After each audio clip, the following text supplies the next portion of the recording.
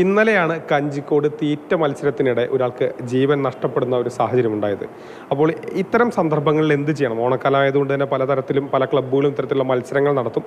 അപ്പോൾ ഇങ്ങനൊരു സാഹചര്യം ഇനിയും ഉണ്ടാകാം. അങ്ങനെ വരികയാണെങ്കിൽ എന്ത് ചെയ്യണം എന്നൊക്കെ വ്യക്തമാക്കാനായിട്ട് ഡോക്ടർ NM അരുൺ നമ്മളോടൊപ്പം ചേരുന്നുണ്ട്. ഡോക്ടർ, ഇന്നലെ ഒരു ദൗർഭാഗ്യകരമായ സംഭവം ഉണ്ടായി. അപ്പോൾ എന്തുകൊണ്ടാണ് ഇങ്ങനെ ഒരു തീറ്റ മത്സരത്തിനിടയിൽ ഇങ്ങനൊരു അപകടം സംഭവിക്കുന്നത്? എന്തുകൊണ്ടായിരിക്കും?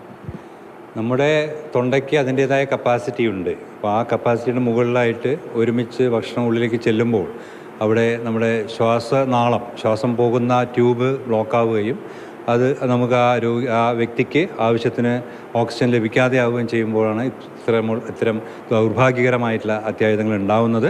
ഞാനൊരാൾ ഇത്തരത്തിൽ തൊണ്ടയിൽ ഭക്ഷണം കുടുങ്ങി നിൽക്കുകയാണെങ്കിൽ എങ്ങനെയാണ് എന്നെ രക്ഷിക്കുക എന്നുള്ളതാണ് ഡോക്ടർ കാണിച്ചു തരുന്നത്. അപ്പോൾ നമുക്ക് ഒരാൾക്ക് നമ്മൾ മത്സരം നടക്കുകയാണ്, അല്ലെങ്കിൽ റെസ്റ്റോറൻറ്റ് ഒരാൾ ഭക്ഷണം കഴിക്കുകയാണ്, അല്ല തൊണ്ടയിൽ കുടുങ്ങിയിട്ട് അയാൾ അസ്വസ്ഥനാണെന്ന് നമ്മൾ അറിയുക എങ്ങനെയാണെന്ന് വെച്ചാൽ പ്രധാനമായിട്ടും അയാൾ ആദ്യം 2 കൈ അല്ലെങ്കിൽ 1 കൈ തൊണ്ടയിൽ പിടിക്കും.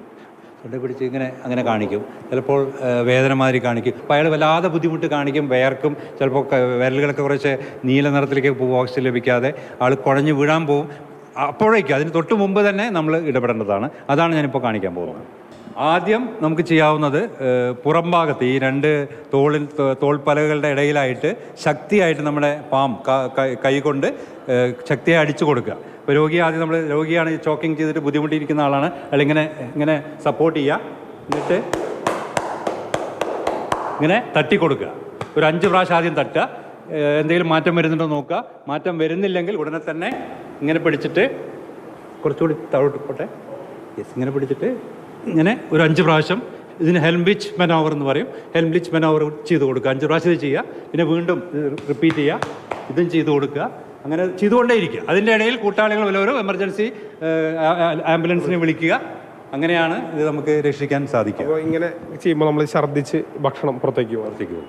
അതായത് നമ്മൾ ഒന്ന് ചെയ്യുന്നത് ഇങ്ങനെ തട്ടുമ്പോൾ ഒന്നുകിൽ താഴോട്ട് പോകും, ഇവിടുന്ന് മോറി താഴോട്ട് പോയി കഴിഞ്ഞാൽ കുഴപ്പമില്ല, അല്ലെങ്കിൽ പുറത്തേക്ക്. പ്രധാനമായിട്ട് ഇങ്ങനെ ചെയ്യുമ്പോൾ ഇതാണ് ഹെൽംബ്ലിച്ച് മെനോവർ എന്ന് പറയുന്നത്. അത് ചെയ്യുന്നത് നമ്മൾ പുറത്തേക്ക് ഛർദ്ദിക്കാൻ വേണ്ടിയിട്ടാണ്. ഇപ്പോൾ ഇന്നും നാളെയൊക്കെ ആയിട്ട് നമ്മുടെ നാട്ടിൻപുറങ്ങളിലൊക്കെ ഒരുപാട് ആഘോഷങ്ങൾ നടക്കുന്നുണ്ട്. ഇത്തരത്തിലുള്ള ആഘോഷങ്ങളാണ് നമ്മുടെ ഓണത്തിനെയും സംസ്കാരത്തെയൊക്കെ മനോഹരമായി നിർത്തുന്നത്. പക്ഷേ ആ ആഘോഷങ്ങളിലൊക്കെ പങ്കെടുക്കുമ്പോൾ എല്ലാവരും ഈ കാര്യങ്ങൾ, സുരക്ഷകൾ പാലിക്കുക, പങ്കെടുക്കുന്നവരും വിജയിക്കാൻ വേണ്ടി വളരെ പെട്ടെന്ന് ഇങ്ങനെയുള്ള ആ കാര്യങ്ങൾ ചെയ്യുന്നതൊക്കെ ശ്രദ്ധിച്ച് മാത്രം നടത്തുക. ബിനു തോമസിനൊപ്പം ഗോകുൽ VS, മാതൃഭൂമി ന്യൂസ്, പാലക്കാട്.